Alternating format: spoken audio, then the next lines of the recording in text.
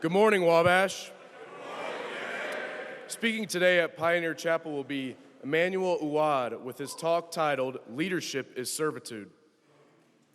Emmanuel Aouad is head of AI value delivery at Clarity AI, where he helps organizations unlock the real promise of AI. Not just the technology, but the human transformation that makes it stick. Before Clarity, he spent 15 years in operational excellence and enterprise transformation at companies like Capital One, State Farm, Linux, and Stripe. Although he's trained as a Six Sigma Master Black Belt, he spent his entire career answering one question: how do we make the people around us better? A Wabash College Hall of Famer in the high hurdles and NCAA All-American,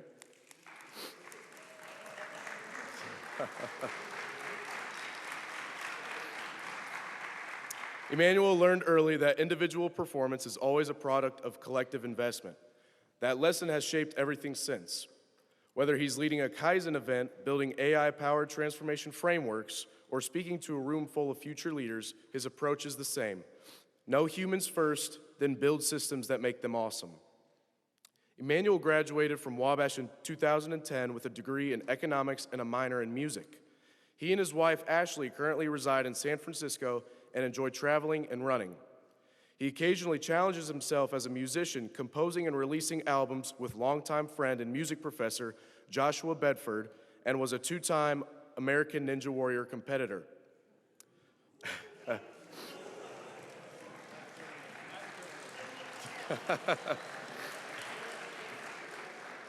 With Ghanaian and Lebanese roots, he fundamentally believes that at our core, we all want the same thing: meaningful experiences with each other and the chance to contribute to something bigger than ourselves. Emmanuel's talk challenges students to reframe what leadership actually means. It's not about authority, titles, or telling people what to do, but about the daily practice of asking, what can I do to make the people around me better? Drawing from his journey as a Wabash hurdler, a 15-year career in transformation, and his work at the frontier of AI, he argues that the hardest and most important person you'll ever lead is yourself, and the strongest leaders lead through inspiration. Let's give a warm welcome to Emmanuel.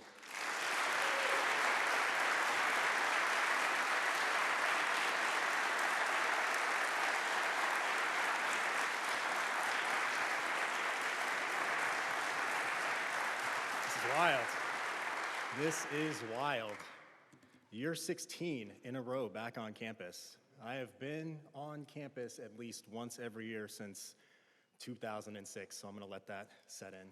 That's, there we go, I like that. Y'all are giving me chills. And for some reason, people still listen to me talk. So I'm going to continue delivering on the promise that I made to everyone in the Field Center in 2024 during my Hall of Fame speech. And that was to continue leading from a position of servitude and live the values that I've learned throughout my life and that I solidified in my time here at Wabash. Today I will talk to you about leadership, and it'll be a little bit different of a talk. As you heard my background, there are lots of frameworks, there are lots of plans, but at our core and just human emotion, that is the most important thing to understand. Knowing humans and making them awesome. If we do that, the world becomes an infinitely better place. Think critically, act responsibly, lead effectively, and live humanely. You've heard that before, right? I hope. Probably before day one. Maybe so many times that it started to blur into the background. I'm sure your brains started shutting down the second I said that, because it's second nature. But I want you to sit with that for a second, because it's not a tagline. That's a strategy. It's Wabash's strategy for how we make the world better. And the reason why I keep coming back here year after year is because that mission worked on me. I didn't just hear it, I lived it. And today I want to talk about what lead effectively really means, because I think that it's misunderstood in that sentence. Everyone has their own interpretation, and I'm sure mine will be a little bit different than yours, and that's okay. But as long as we sit here and we think together about how we make that happen, we'll all leave here as better men. So let me ask you something first. What does lead effectively mean to you? Don't worry, I'll wait.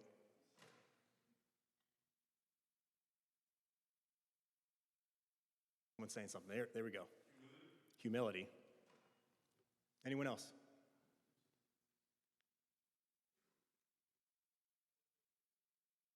Elevating others with yourself. And let's get one more. Empathy. I love it. I love it. And here's what I've landed on. Those are all correct. And I'll tell you exactly why. But after everything I've experienced, every team that I've managed, every hardship I've endured, every mentor who shaped me, every mistake I've made while carrying the responsibility of other people. To me, leadership is servitude. And that doesn't mean doing what they want you to do. It doesn't mean being nice all the time. It means doing what they need from you in their life and in that moment, not what they want. Strategy. What does strategy mean to you? Let's take two people. This is going to be very interactive. Plan of attack, love it. Having a plan. Exactly. That means having a plan, thinking forward. Those two things together, those are the whole job. And I'll come back to why, but first I want to tell you what this actually looks like in practice. And I'm going to start right here on campus because you've already seen it, and I want you to pay attention to these moments that matter because this is what you will call back on throughout your career, throughout your life, and throughout your hardships. My sophomore year, Earl Rooks IV, and you have to say the fourth because it's in his LinkedIn profile, he pulled me aside. He told me it was going to be my responsibility as an MXI chairhead to revitalize the KQ&K tutoring program. And now I've heard that it slipped a little bit, so I'm going to put the call out to everyone. Maybe we should revitalize it again. I'll get back to that, and we'll talk a little bit afterwards. But this was all before I was even old enough to go to the Neon Cactus, raise a cactus cup. I was responsible for building a budget, getting it approved, finding students, people who were just as buried in classes and practice and everything else as I was, and convincing them to give their limited time to serve as tutors. I had to coordinate with the elementary and the middle schools. I had to plan field trips and to run the whole thing. He didn't ask if I was ready. He didn't offer a roadmap. There was no plan. He just made it clear that the mission required it and that he felt I was the person for it. And that's what this place does. Wabash isn't here to wait for you to feel ready. It's here to hand you something and trust that you will figure it out. Because our mission, not Wabash's mission, this is our mission, makes it obvious what needs to be done. And you know what? I could have said, Earl, I got so many classes. I got track. I got band. Everyone was buried. Everyone was busy. And I'm sure you are all in that computer lab late at night working. But raise your hand if you find a way to give back to the community, whether it's our internal Wabash community or Crawfordsville at large, or even just your home communities. So I want you to look around. Every single one of you has your hands up. That's part of our DNA. And what I learned from that experience and carried to every single job, every team, every leadership conversation since, caring for people means doing what they need, not what they want. I want you to repeat that with me. Caring for people means doing what they need, not what they want. And those are two different things, and knowing the difference is the whole job. But how do we learn that distinction? By the people who led us first and set the example. This line I'm going to say is something I've heard my mom say as long as I can remember. Let me switch into mom mode. I am friendly, but I am not your friend. First, I am your mother. Just because you want to do something does not mean I will do it.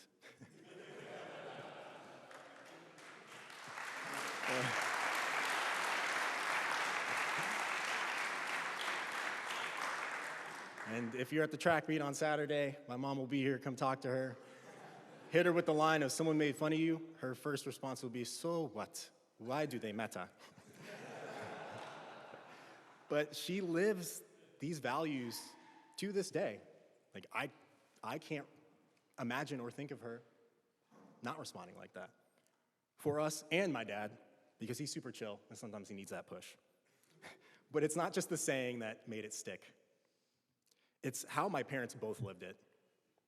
When I was going into 8th grade, we moved to Terre Haute, Indiana. My dad finished grad school, and immediately there were some problems. My transcripts weren't received. My school mailed it, they tried to fax it. My mom brought hard copies because she likes to plan ahead. They said they couldn't be used. Over and over, there was an issue. And some people would write a frustrated email at that point and give up. My parents, though, were both educators. And I always call out the fact that they are educators and were educators because I like to ensure that I'm reminding myself of the privilege that I have been afforded by having people raise me who care about making education enjoyable. That's leadership as well, acknowledging the leg up that you have over others and using that to help. Financially, we didn't have a leg up, but there are different ways to have that leg up. So they showed up at the school every single day for weeks until the administration got tired of pretending, because that's what I, as their child, needed. I didn't have a frame of reference. I didn't know what was going on. That's not what was comfortable for them. My dad had to go late to work every day. And some of the teachers still had a particular problem with me that year.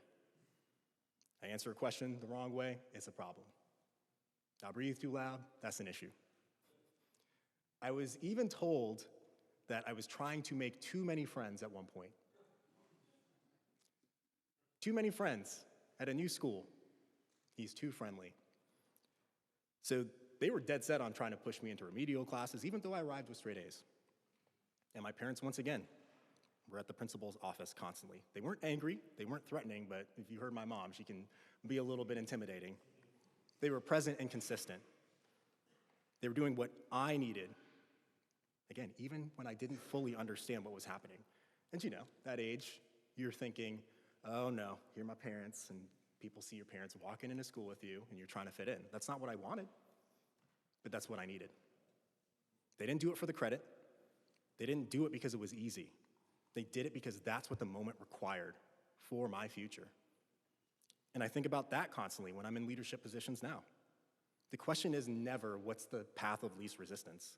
The question is, what does this person actually need from me right now and for their future?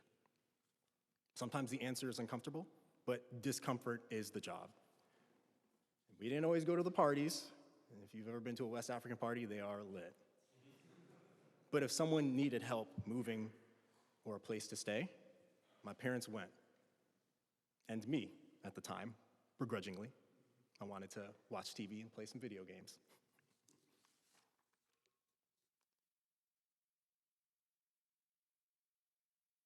But in order to set that example and lead others, you have to first understand how to lead yourself.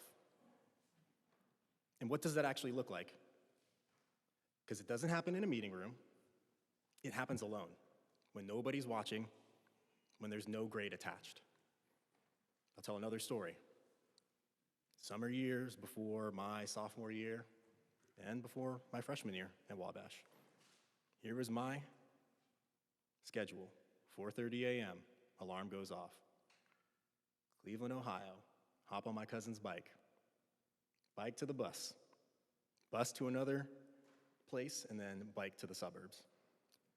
6 a.m. to 3:30 p.m., break bricks, haul wheelbarrows, building custom patios, oddly enough that cost more than my parents' house in Terre Haute, These people were paying for really expensive custom patios, but that's what they wanted, and that's what I was there to build. Then I'd bike back to the rapid transit and take that train downtown. Go to the bar, wash the dirt off of my arms, bar back until midnight, and if I had to close, it was 2 a.m. Then I'd sleep once I got home. Sometimes it was 45 minutes. Did that 3 to 4 times a week. And one evening, I find a grown man in a blazer, already getting sick at 7 p.m. I'd just finished rinsing off. Not midnight, right after dinner. And something in my brain just short-circuited. How is it that I'm 18 years old, running on 45 minutes of sleep, and this person can't hold it together until dark? I called my dad, told him I was exhausted, that everyone else was having normal summers. I saw my friends posting pictures on Facebook partying, and he said, "Oh, Kwame, come home then. We will figure something out." And I think I called him because I needed to just hear it was okay. But I knew exactly what figuring something out meant. There was a reason why I was doing that, to make sure I could come here.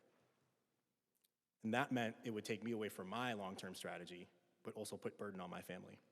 So I composed myself, I said thanks, and out loud I said to nobody, lock this up, deal with it later. You have a goal, and you have a path right now. And that's one example of leading yourself. No title, no audience, but just a decision made alone. It could be in a bar. It could be in the library studying. It could be on a walk. But you've already internalized where you're going and what you need to do. Now, as mentioned, I spent years as a hurdler on this track. We ran meets in high school on that indoor track. I poured sweat, tears, and then a little bit of blood. Sometimes you get scraped by a spike. There we go, I like it. I'm gonna start doing that.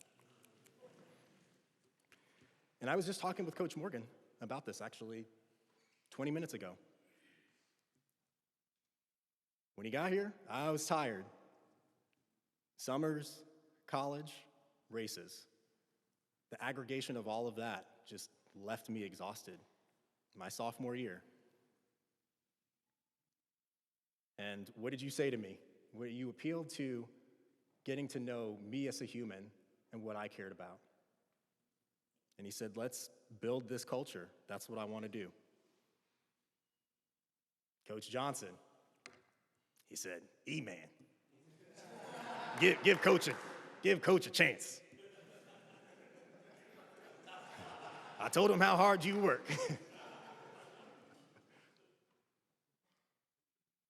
And the aggregation of all of those moments, all of the alum that I met before I got here, the professors, the faculty, the staff, my fellow Wabash brothers, I said, all right, I'll trust it. And Coach came in with a plan, and you know Coach Morgan always has a plan. You may not always get it, but there is a plan. Fix your form.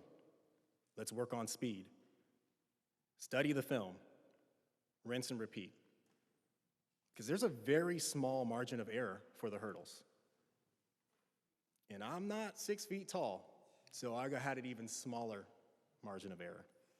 You don't get to guess your way through. You put in the reps when nobody's watching, so when that gun goes off, the right thing happens automatically. Leading yourself works exactly the same way. The decisions you make right now, in this moment, deciding to come to chapel, that's about your character. That's about building your habits. How do you treat people when there's nothing in it for you? Those are the repetitions. They show up later when the stakes are high, whether you're prepared for them or not. And you'll notice something similar here at Wabash. Almost everyone who makes the decision to work here, come here, or even visit here has a very high level of care. And I say makes the choice because if you don't know what special looks like, Crawfordsville, Indiana is not the default place you're landing when you're looking for some college party years, right? But the gentleman's rule, that is special. What does the gentleman's rule mean to you? We all know what it is, but what does it mean to you? One or two people? Okay, we got two over there. Let's start you. Be a good man. Trust. Live ethically. Love that. I love that. And it's important to have, a tagline's great, but it's important to ask yourself, what does that mean to me? How do I live that? So yeah, you're all right. Be a good man. Build trust. Live ethically. Because those tie to our mission, do they not? So I arrived in 2006. There's still a little bit of a toxic masculinity era going on there. But oddly enough, at an all-male college, I saw very little of it here, especially compared to when I was visiting friends at other universities. And how did that happen? None of us showed up here planning to learn how to emotionally support each other. But the precedent was set for us. The alum that we interacted with, the coaches we met, the students we met. That's the culture. The culture drives the vision and the mission. We had daily interactions with professors, faculty, and coaches. The people we respected made it a point to tell us what we needed to hear, not what we wanted to hear. And to me, that's the gentleman's rule in practice. It's not a poster. It's not an orientation speech. It's the people ahead of you deciding what can they do for you based on what you need. And acknowledging that matters more than what keeps the room comfortable. Now let's talk about strategy. What does strategy mean to you? I know we said having a plan, but let's take that one level deeper. Knowing how to execute your plan. Having backups in case it goes astray. The skill of preparation, I like that. Failing to prepare is preparing to fail. One more. Having a vision in the first place, love it.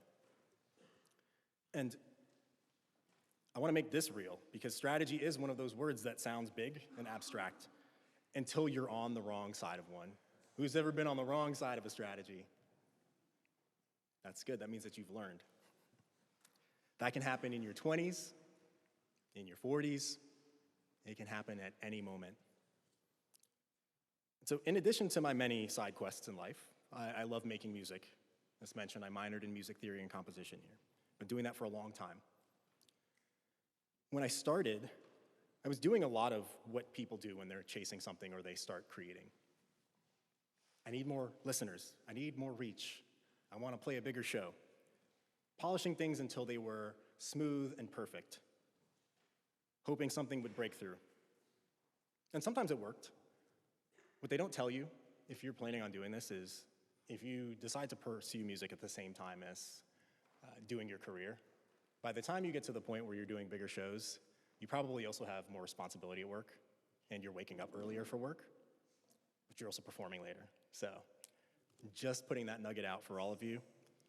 Learn from my mistakes, and don't try to negotiate an earlier time slot for a headline. But what I realized at some point is I actually didn't want a bunch of people to like something for 3 to 6 weeks.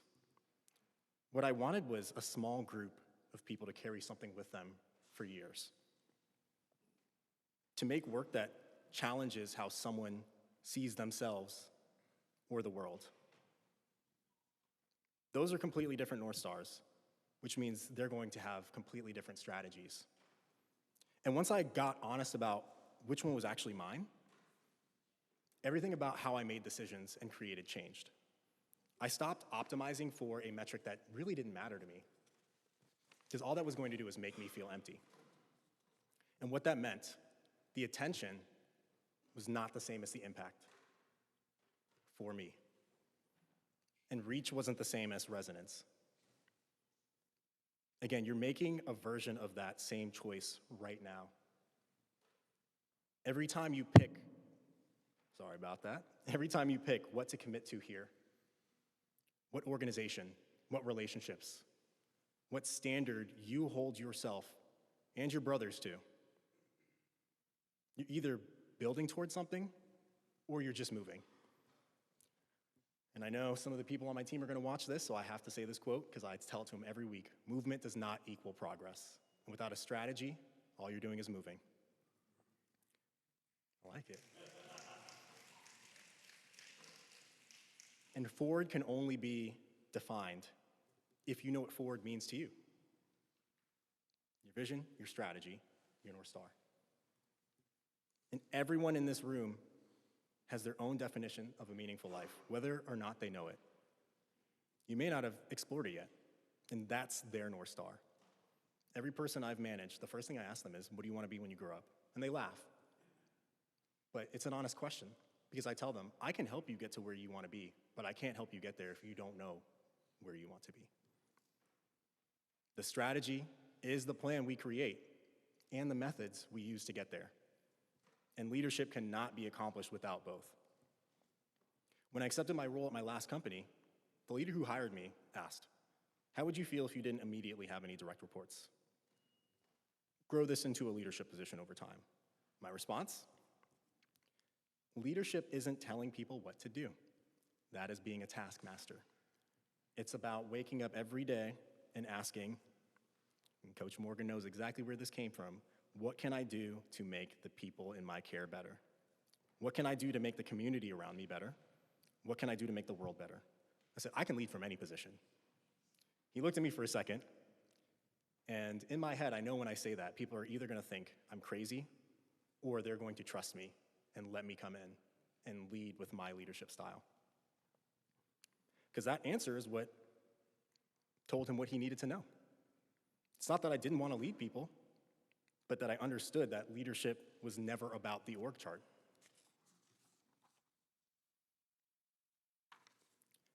It's about what you're doing for the people in your care. He gave me the role. Eventually, I had that team. But more importantly, I had already decided who I was going to be as a leader before I ever had anyone to lead. I asked myself the same question when I was a student. When I was on no sleep, hauling bricks. When no one was watching and no title attached to the answer. And again, you are in the exact window right now. So where do all three of these intersect?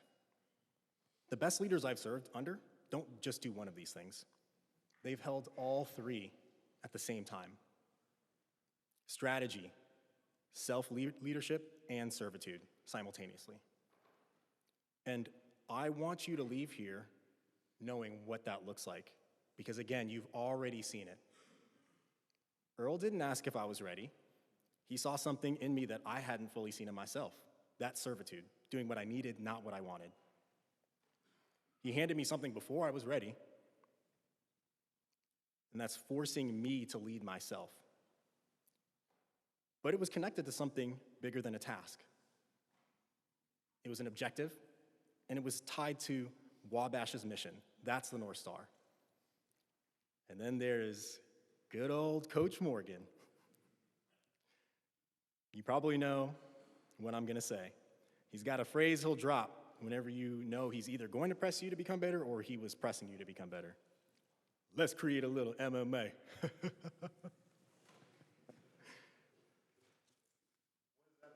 Man-made adversity. Not because he wants chaos, but because he understands his job. He's not just our coach to make us run faster. He's a mentor. He's a leader. His job isn't to make us feel safe from challenge. It's to make us feel safe enough to be challenged. And you notice, I still call him coach. What is it, 16 years later? I still call Coach Johnson coach. That's the respect and the trust that they've built up through how they showed up for me every day, every year.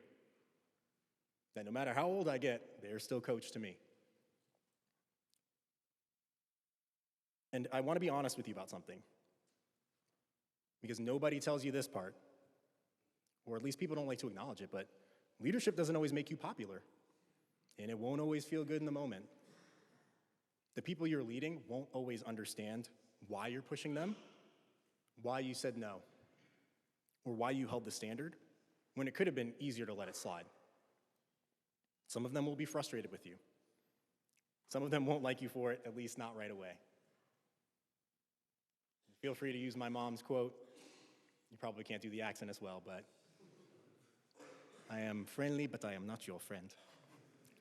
And that's not a sign that you're doing it wrong. That's actually often a sign that you're doing it right. My mother wasn't trying to be my friend. Earl wasn't trying to make my year comfortable. Coach wasn't letting me slide on form. He's holding me to the standard he believed in and what I could become. And he's probably told you this story. He came in and I was talking about conference. And he said, "Forget about a conference, E-Man." And my feelings were a little bit hurt. I was like, that's important to me. And he said, "I want you to think bigger." And the fact that I kept talking about conference meant that that's as far as I thought I could get. We made it to nationals my junior year.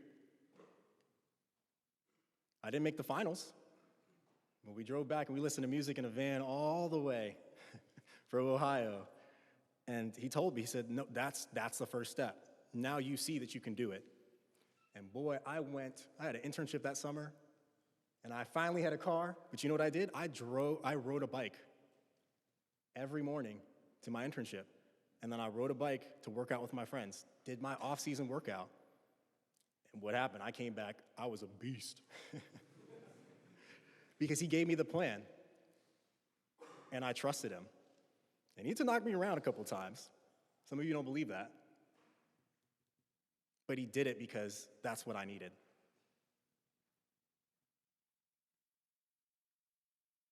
All of those moments mattered in the long run for who I am today, and hopefully who you're going to become for us sharing this moment together. The leaders worth following aren't the ones who always make the room feel good. They're the ones who make the room feel better. Those are different things. And when you spend your leadership trying to be liked, you will always eventually compromise the thing that made you worth following in the first place. The through line in every leader who has shaped me is this: they cared enough to make it hard, but they were there enough to catch me when I needed. They knew where they were trying to take me, even when I couldn't see it yet. They held me to a standard rooted in who I could become, not just who I was showing up as that day. That's the job, that's the title, not the meeting agenda. And so the last thing I will leave you with is the right call is rarely obvious. And in the hardest moments, the ones that actually define you as a leader are usually the ones where no one in the room knows exactly what to do. Another thing I tell my team all the time is, if it were easy, everybody would be doing it. If Wabash were easy, everyone would be here. It's not one person, it's not always the most experienced person there, and it's not always the person with the most impressive title. Everyone's looking around, everyone's waiting, and often no one wants to admit they don't know. Those moments will come. They'll come for everyone. And what I found is the leaders who step into that uncertainty, not because they have all the answers, but because they've already decided who they are and what the room and their community around them needs most. Those are the ones people remember.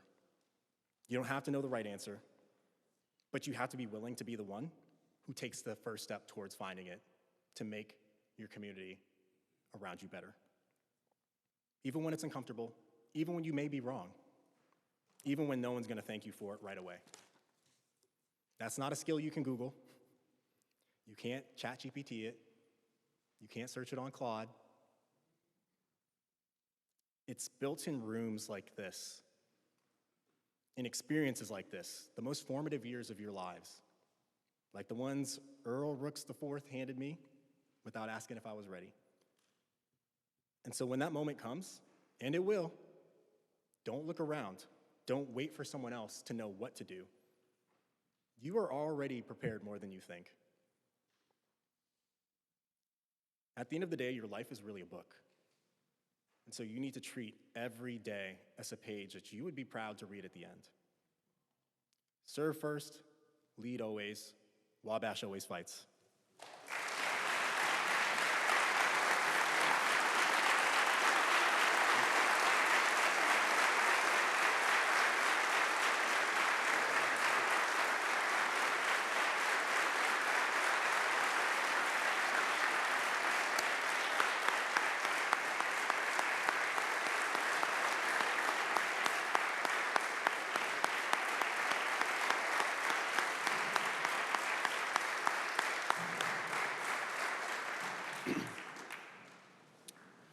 Few final announcements.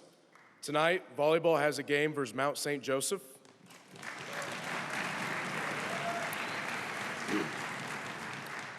On Friday, baseball will have 2 games at Oberlin.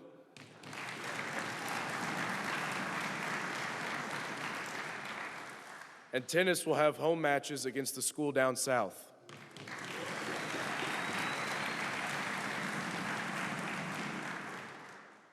On Saturday, golf will be competing at the Illinois Wesleyan Invitational.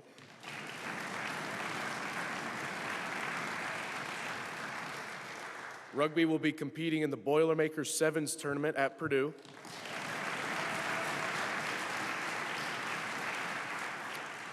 Track and field will have a home meet.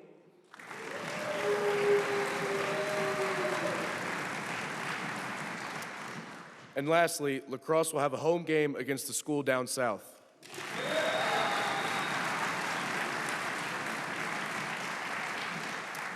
Good luck to those competing this weekend. Wabash always fights. Now, would you please rise and join me in singing Old Wabash? Ba-da-da-da-da-da-da-da-da-da, ba-da-da-da. From the hills of Maine to the western plain, or where the cotton is blowing, from the gloomy shade of the northern pine to the light of the southern seas, there's a name of